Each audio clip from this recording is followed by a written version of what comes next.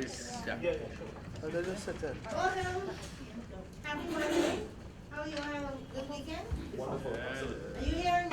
Yes, Can you we hear me are, now? we are. All right, good. I'm Sharon Leah Sang, Director of Public Affairs, Trinidad and Tobago Police Service. Welcome again to one of our nice daily principles. Now, we're gonna take it down on this side, so we're gonna ask Ms. Archie to give you some information, which we trust you will use it the way it is intended. Okay? Could we put both mics Close by, closer close to by, you? close by. Yeah. Right, that's it. Yeah.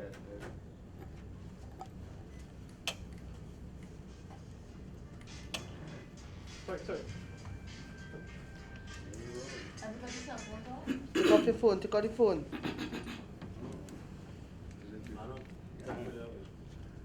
Eight, no, I. Are you guys ready? Treated. Good morning. We ready, right? Yeah. Good morning, ladies and gentlemen. There are some issues that we need to address, and I will start with the Express newspaper article. The Express reported that the Commissioner of Police welcomed the announcement that the Attorney General was supplying teams of lawyers to work with the police to prosecute those held during the state of emergency. This statement is incorrect. The Commissioner welcomed the announcement that lawyers will be brought in to work with the police, not to prosecute, but to help officers with their case management, to provide them with advice and guidance before these files are sent to the DPP. In addition, the TTPS works very closely with the DPP. For example, on Saturday the 17th, 2011, the DPP hosted a workshop for police court prosecutors at the Police Academy. Officers were provided with information to ensure they follow proper procedures in conducting their matters in the court. This training will be ongoing, and the DPP addressed many of the concerns raised by the prosecutors at that forum. Many of you will have observed the number of domestic violence matters that seems to be finding prevalence in the media.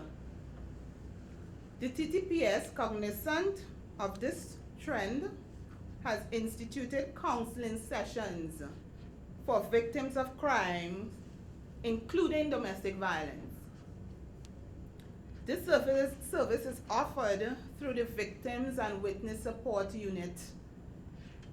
Services of the unit can be acquired through each of the 9 police divisions. The unit is in the process of establishing support groups in each division to work with victims and, in some cases, the perpetrators of these crimes. We in the TTPS recognize that victims of domestic violence must be given all assistance. When reports are made, the primary concern of the police officer in responding to the report clearly is the safety of the victim. Officers must treat these victims with dignity, respect, and they're asked to listen to some of their complaints. Over the past 24 hours, we have charged 24 persons for driving under the influence of alcohol. While we continuously remind the motoring public that they should not drive under the influence, they seem to be not adhering to this message. We want to put the motoring public on alert. If you drink alcohol and drive under the influence, you will be prosecuted to the full extent of the law. We have also noticed an increase in the number of breach of curfew offenses. We remind the public that they should respect the law and not venture outdoors after curfew hours. We want to remind the public that there is a state of emergency. There are specific hours of which the public is allowed to be outdoors in specific areas. The public must adhere to the specification of the state of the emergency. I'm sorry. And whilst we're on the topic of the state of emergency, last Thursday, the Express led with the story that the TTPS is clamping down on owners of clubs, bars, etc., or persons holding curfew parties. We want to state for the record that the caution which we gave to the public last week was for their safety and security. We did not at no time indicate our intentions to stop club owners or bar owners from holding events in their premises.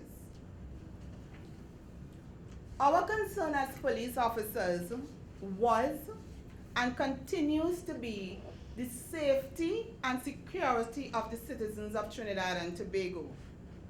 For anyone, media or otherwise, to imply as such is preposterous and ridiculous to say the least.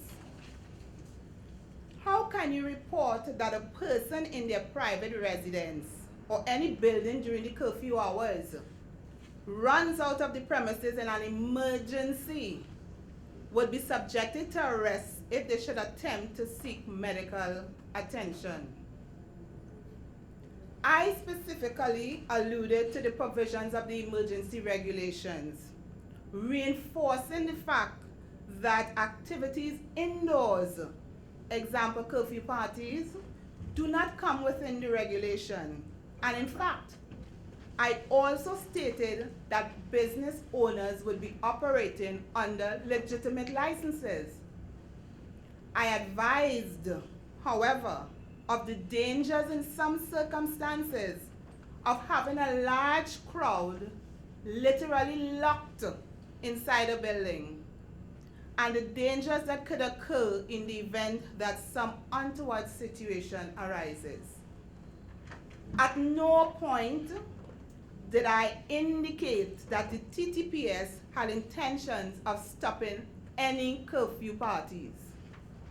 In addition, there has been no attempt by the TTPS to restrict the constitutional rights of citizens. The police remain committed to the safety and security of the public of Trinidad and Tobago. Our responsibility lies not only in law enforcement, apprehension and suppression, but also to advise persons on crime prevention and sensitize those persons on safe practices. This is our remit. The media reported that cops are being pressured by their seniors to make arrests. Police work is extremely difficult, time-consuming, dangerous, and very rewarding once done right. All officers, including myself, have a job to do. In this present state of emergency, we are called upon to do even more as we ensure the safety and security of citizens of Trinidad and Tobago. In conducting of our duties and responsibilities, we are continuously reminded that we must work within the confines of the law. Officers are aware that the state of emergency does not in any way suspend the application of the law. None of us are above the law, and we must do our due diligence to ensure that when we detain persons, we have reasonable cause to do so, and within the confines of the law. In other matters, I would like to draw the attention to the public of the mounted and canine branch of the TTPS Introducing their riding school. Persons can learn to ride a horse and also how to care for the animal. Classes take place from Monday through Thursday. The riding school offers a 6-month program. Interested persons can sign up at the branch or call 622-3239, 622-7591 and speak with Corporal Thomas or PC Amoroso for more information. There's also a therapeutic riding school which runs from Monday to Thursday. This caters for the differently abled persons. Schools that are interested can write to the senior superintendent in charge to put their school on the roster. With respect to the statistics, for the past 24 hours, between 8 a.m. on September the 17th to 8 a.m. on September the 18th, the total number of persons arrested were 119, drug offenses 18, breach of curfew 15, firearm related 1, serious offenses 11, outstanding warrants 31, enquiries 19, traffic offenses 24, fixed penalty notices issued 72, firearm and ammunition 1 firearm and 15 rounds of ammunition.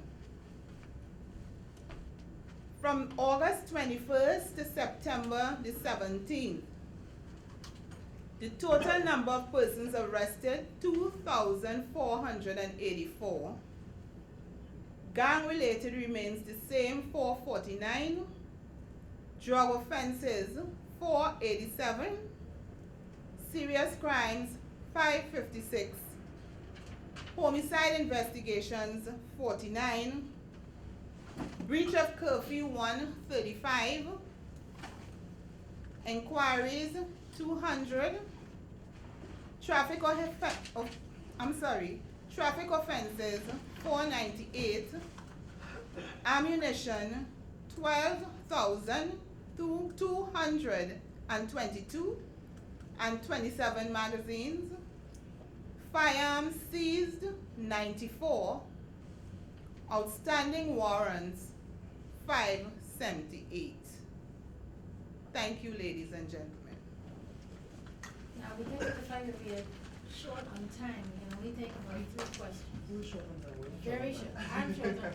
We are short on time. I was just wondering, if you could elaborate on the person that were arrested for drinking and driving, and probably what areas, and just a breakdown of who were arrested, how much were arrested in what particular areas? I don't have a breakdown on the area, but our tally across the divisions were 24. And those persons that have been coming from projects, you know? I cannot say. But these are Pertaining to the gang-related incidents, due to what happened last Monday, has the police now decreased on the amount of gangsters and gang leaders they are pursuing and arresting? We never decrease our activities in terms of the apprehension of criminals and our surveillance. It's an ongoing exercise. If I could just go back to the whole issue of drinking and driving, are you saying that the police are issuing more breathalyzer tests across the country on the roads? We have continued to, as I would have mentioned before, there was zero tolerance on crime generally, traffic offenses and all crimes. And we have continued, we never stopped the breathalyzer exercises. All our crime strategies and operational exercises were intensified even more during the state of emergency. So it's not a matter of, if we have more of this now. The breathalyzer exercises continued, that was never stopped. Actually, going back to your issue on the legal advice for officers who are pursuing, the picking up, detaining of persons, and subsequent to that, now the gathering of evidence. The commissioner's statement here is telling you reinforced in your statement that it is illegal. Officers can refuse to follow instructions if they are illegal, even if they come from seniors. What are you telling police officers now? How can you advise police officers? Is it that they're going to be meeting with this team, or is it that the team is going to be advising them, or are they speaking to a legal advisor attached to each division before the file is passed to the team and then back to the DPP's office? How is that working? What is the procedure for officers to follow? Officers advise generally in the